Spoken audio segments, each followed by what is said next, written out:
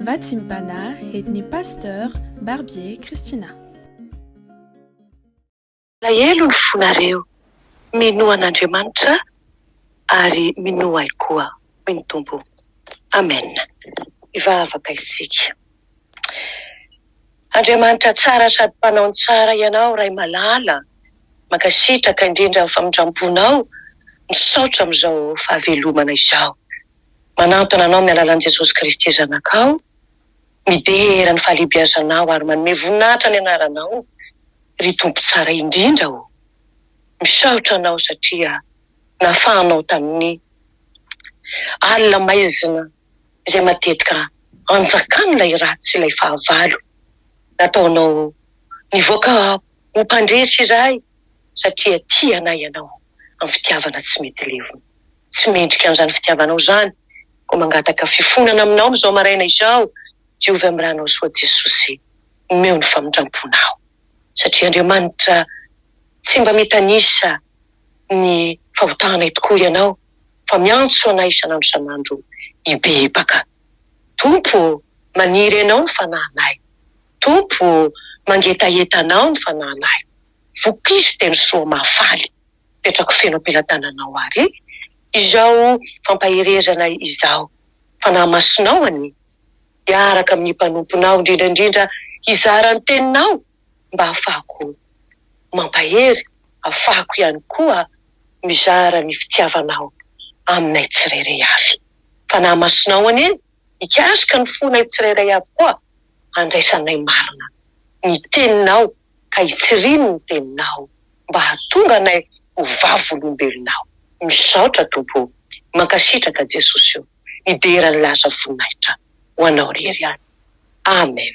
Miarabantsika ry havana amin'ny alalan'i Jesosy, amin'ny anaran'i Jesosy Kristy Tompo avy any Nazareta, ary ampitomboana amintsika trany ny fahasoavana omba ampiadanana avy amin'Andriamanitra ray amin'ny alalan'i Jesosy Kristy Tompontsika, ary koa ny fampiresana miaraka amin'ny fanahy masina. Indro ho anao ilay fahasoavana tsy miato.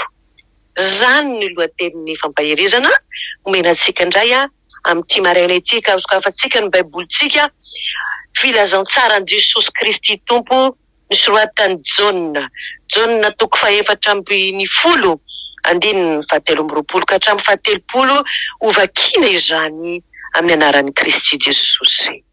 Jesosy namaly ka nanao taminy hoe, raha misy ty ahy, dia hitandrina ny teniko izy, ary ny raiko ho ty azy, ary hankao aminy izahay, ka onona ho aminy. Izay tsy ty ahy, dia tsy mitandrina ny teniko, ary ny teny izay renareo, dia tsy ahy, fa any ray izay naneraka ahy. Zany teny zany dia efa voalazako taminareo raha mbola mitoetra eto aminareo aho. Fa ny mpananatra dia ny fanahy masina izay irainy iray amin'ny anarako, izy no ampianatra anareo ny zavatra rehetra sy ampatsiaro anareo ny zavatra rehetra izay nolazaiko taminareo. Fiadanana no avelako anareo, ny fiadanako no omeko anareo. Tsy tahaka ny fanomezan'izao tontolo izao no fanomezana anareo, aza malahelo na matahotra ny fonareo.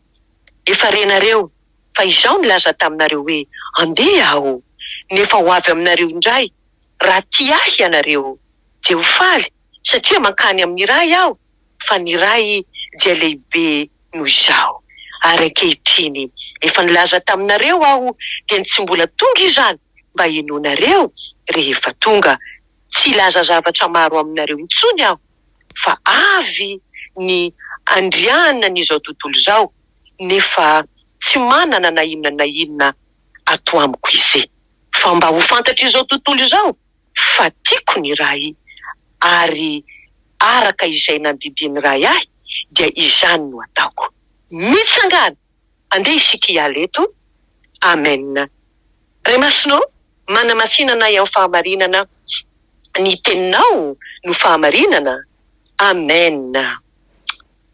Efa foy ny fotoana ry havana tamin'izao nitenenan Jesosy nampahirizany any mpianatra izao, dia ny fotoana izay voatendriny ray izay niasany tany Palestina ka tsy maintsy andeha hody any amin'ny raha izy.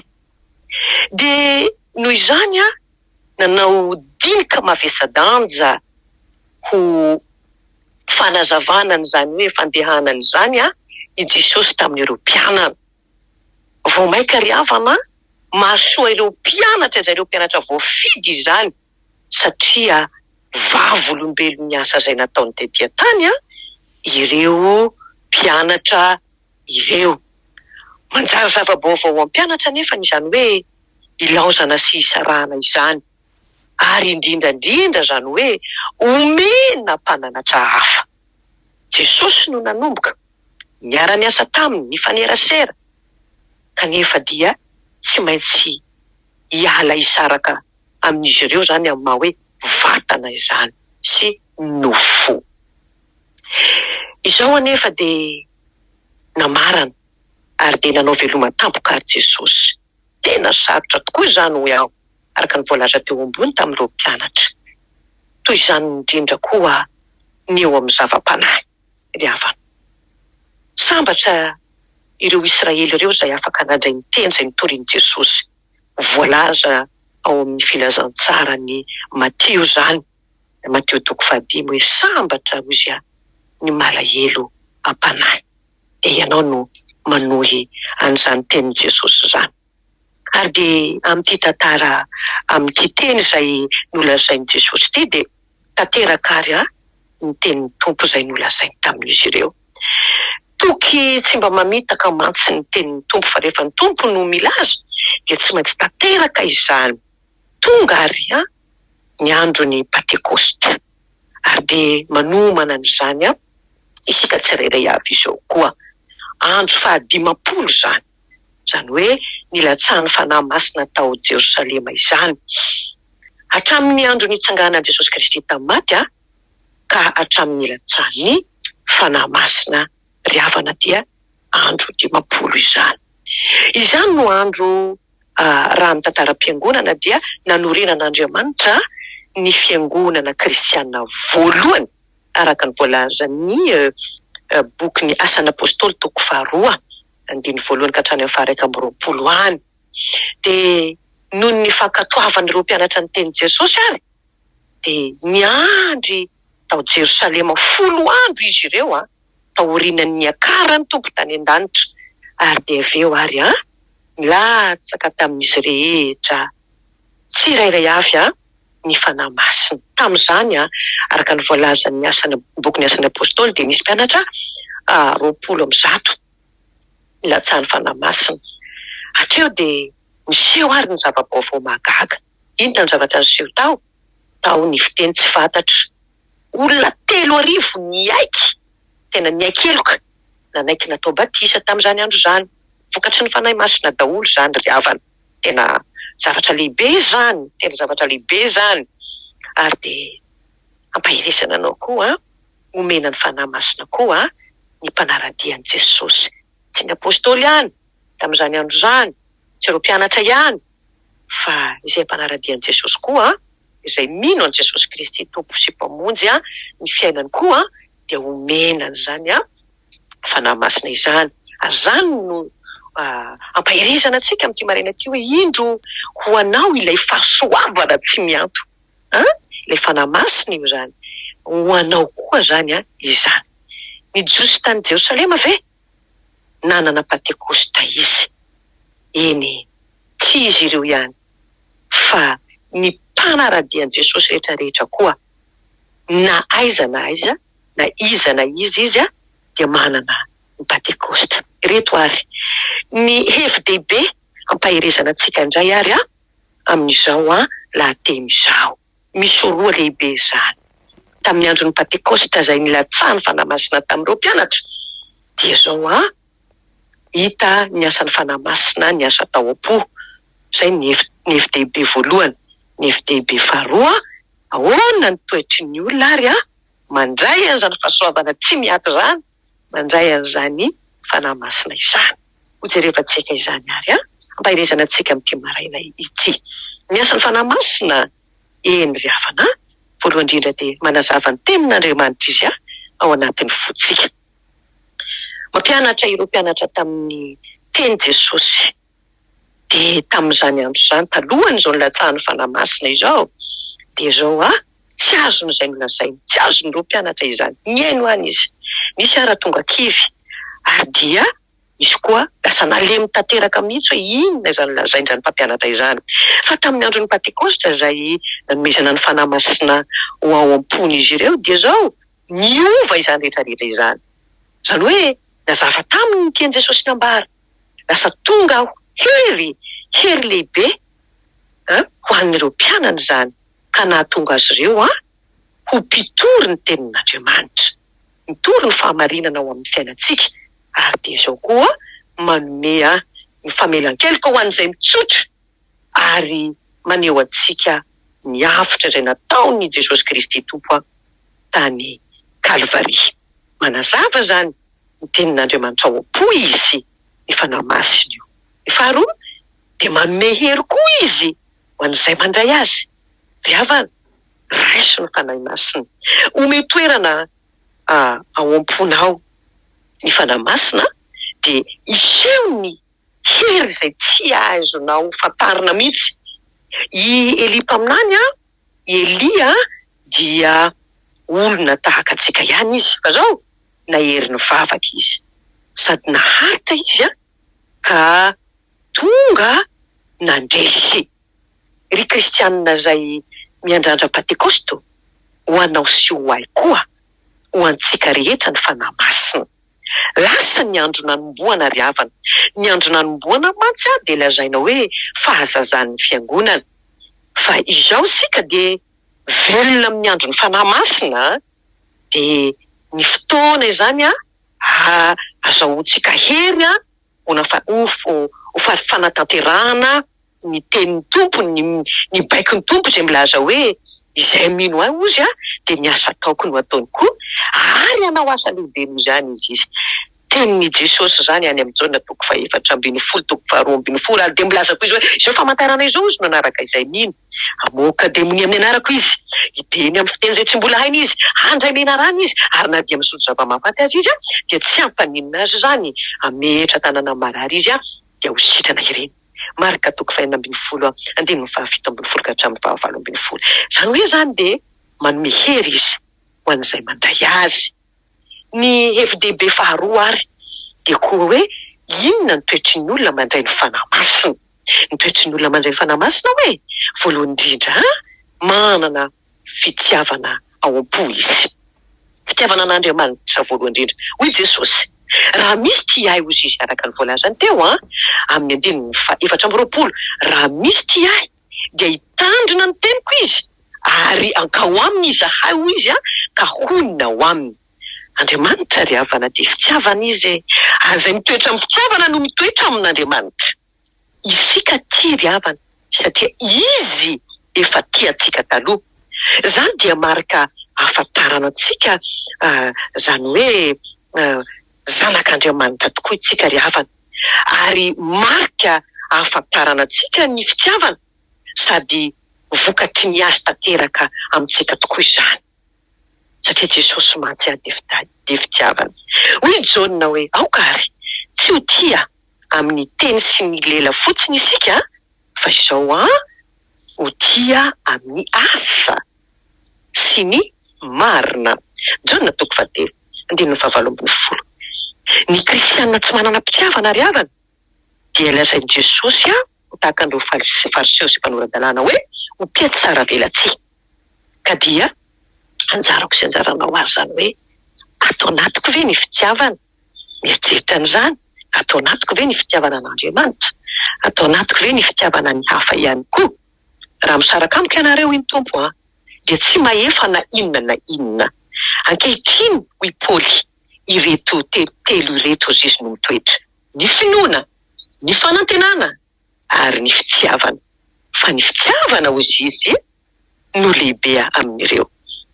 Ary nilaza koa ny boky ny testamenta taloha hoe tiavany Jehovah Andriamanitra ao amin'ny fonao rehetra, sy amin'ny fanahinao rehetra, sy ny herinao rehetra, ary ny sainao rehetra, ary tiavany namanao tahaka ny tenanao. Ka Taranona ozy ny fahavalonao dia omeo anina izy ozy Jesosy. Raha mangitahita dia omeo ozy Jesosy ary ry havana. Jesosy ny modely amin'izany fitiavana izany. Aoka ho izy eto ho tahaka ny tiavako anareo no mba hifankatiavanareo ihany koa. Ry havana, ny fitiavana tsy ho levona mandrakizay satria dia vokatry ny fanahy masina ao-po omeny Jesosy ny sakaizany izany.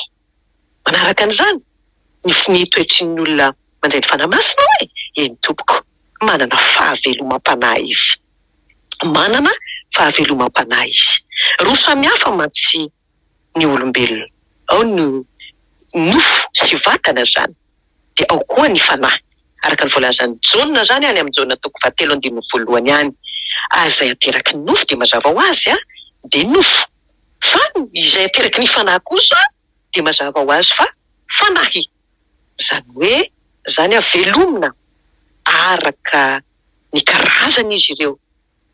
Noho izany dia mila mahafantatra tsara tsika hoe mbola velomin'ny nofo ihany ve tsika sa velomin'ny fanahy. Tsy maintsy ateraka indray ny olona ozy izy ny tompo. Zany hoe mila mibebaka, mila miova fo tanteraka, mahalala ny ratsy ary miala amin'izany dia zao mandroso sy miezaka mitady ny fanahy masina ary miara-miaina amin'izany fanahy masina zany. Zany hoe mamita zany ny fiterahana indray. Ary dia zay vao azo lazaina tsika hoe miposaka ao anatintsika, zany hoe aim-baovao zany izay mitombo sy velona mandrakizay amin'ny fahamasinana, amin'ny fahadiovana.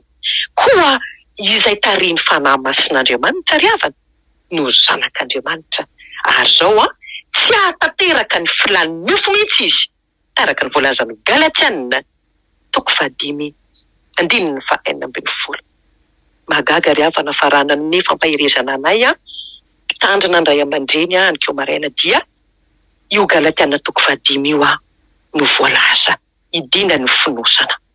Fa ny vokatry ny fanahy kosa mantsy ry havana dia hoe ny fitiavana, ny fifaliana, ny fiadanana, ny fahari-po, ny famoram-panahy, ny fanaova-tsoa, ny fahamarinana, ny fahalemem-panahy, ny fahonoana-po.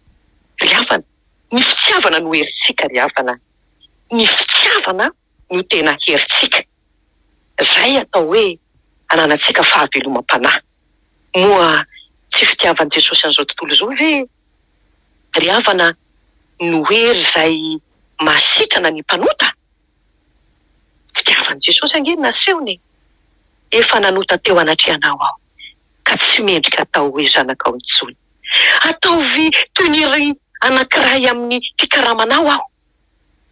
Rainy kosa nanao tamin'ny ankizilainy hoe alao aingana ny akanjo tsara indrindra ka ampiakanjoy azy izany ary aoka hihinana sy hifaly isika. Fa ity zanako ity dia efa maty fa velona indray ary efa very ka hita indray dia nifaly izy rehetra.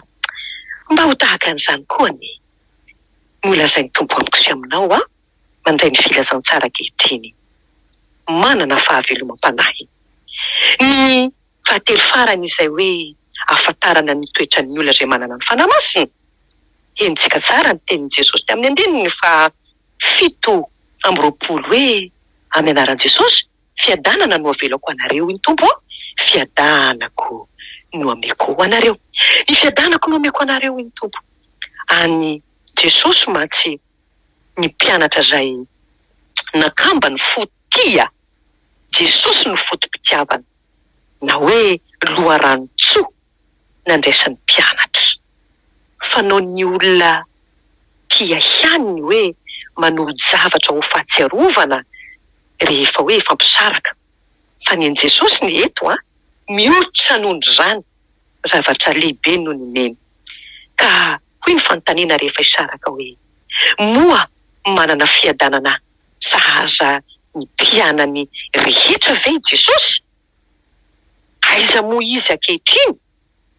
iny Jesosy izay nampiakarina niala taminareo any an-danitra iny dia mbola ho avy indray tahaka ny nanitanareo azy nahitanareo azy niakatra ho any an-danitra.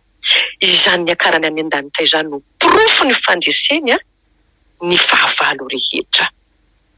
Fa izao tsy amelanareo kambody ao iny Tompo fa andefa mpananatra ho anareo. Dia anisany asan'ny fanahy masina koa zany dia manome fitiavana, manome fiadanana zavady koa ao anatintsika ihany koa araka ny voalaza izao. Ny fahafatesana matso no fahavalo farany izay noresina. Eto amin'izao tontolo izao iny Tompo no ahitanareo fahoriana kanefa matokio iny Tompo fa izao no efa naresy an'izao tontolo izao. Zany hoe niady, ny olana, ny aretina tsy maintsy mitranga. Eto amin'izao tontolo izao kanefa izao ny mpanaradian'i Jesosy izay omeny an'ilay Paraklito dia ny fanahy masina izany manana fiadanana manjakariva. Ny fantaniana mipetraka indray hoe manana fiadanam-po ve ianao izay manaradian'i Jesosy? Raha sanatria misamboaravoara lava ny fonao, tezitra lava ianao, be lolo-po sanatria na koa hoe feno fahatezerana fiatsaram-belatsia ary koa manamatahotra sy orooro dia izao mbola misy zavatra tokony amboarina kely amin'ny alalan'ny fibebana eo anatrehan'i Jesosy. Fa ny mpanaradian'i Jesosy manana fiadanana ny sakaizany. Zany ny fanomezana tsara indrindra namen'i Jesosy ho an'ny sakaizany farany azy. Hoy Jesosy hoe aza mampalahelo ny fanahy masin'Andriamanitra izay nanasiana tombo-kase anareo tamin'ny andro fanavotana. Hoy Paoly, Efesiana 4:1-5. Andremo miteny ratsy ny fanahy masina fa tsy mahazo famelan-keloka hoy ny Tompo izay miteny ratsy ny fanahy masina. Tandremo manao blasfème ny fanahy masina ka tsy ankatoa ny teniny bitsiky ny fanahy masina amin'ny fiangonana. Hoy ny tenin'Andriamanitra hoe amin'ny fiangonana izay manatsofina aoka izy haino ary ankatoa ny bitsiky ny fanahy masina amin'ny fiangonana. Ho azy irery ny voninahitra, ho atsika kosa ny tenin'Andriamanitra izao hoe indro ho anao dia ho anao ilay sakaizan'i Jesosy ny fahasoavana tsy mianto. Aleluia, amen. Vavaka tsika ry havana, misaotra anao dia misaotra anao izay Jesosy satria tsy takatry ny saina tokoa ny fitiavanao sy ny famindramponao. Mankasitraka Tompo, tsy namelanay kambody tokoa ianao, mbola naniraka ny fanahinao masina ianao ampahery anay, hanome anay mandrakariva ny sitraponao mba andehana anay isan'andro amin'ny fahamarinanao sy amin'ny fahamasinanao. Da io ny teny Jesosy itsiry aty anatinay ety ka tsy ho mpiaino fotsiny an'zahay nampanadiny fa hatonga hakatoa kosa ny teninao. Jesosy malalo, jerevo ny tsirairay avy, tsy nomenao fanahy osa fa fanahy mahery Tompo. Mpahery Jesosy ho mpandresy hatrany satria araka ny teninao hoe manoatra noho ny mpandresy anareo amin'ny alalan'ilay tianareo. Raiso ry havako, ny fitahiana, ny tsodranomasina, ho tononona amin'ny anaran'i Kristy Jesosy avy a Nazareta. Ny fitiavan'Andriamanitra ray nanomezan'ilay zanan'ilay tokana hitady sy hamonjy ny very, ny fahasoavan'i Jesosy Kristy izay nolazaina amiko sy aminao tokoa hoe atovy amponao re ny fahasoavako ary ny fiadanan'ny Tompo mihoatra noho ny fahalalana rehetrany ameno ny fo sy ny fanatsikisana andro sanandro. Mandehana hoy Tompo amin'ny fifalian'ny Tompontsika ary hoy ny Tompondray hoe mifalia ho ny Tompo, hoy izao indray ho ny Tompo mifalia. Ho anao mipetraka eo amin'ny seza fiandrianana masina any amanerinerina, ho anao ny saotra, ho anao ny dera sy ny laza ny voninahitra, mandrakizay fa ho an'ny mpanomponao ilay fahasoavana tsy miato. Aleluia, amen.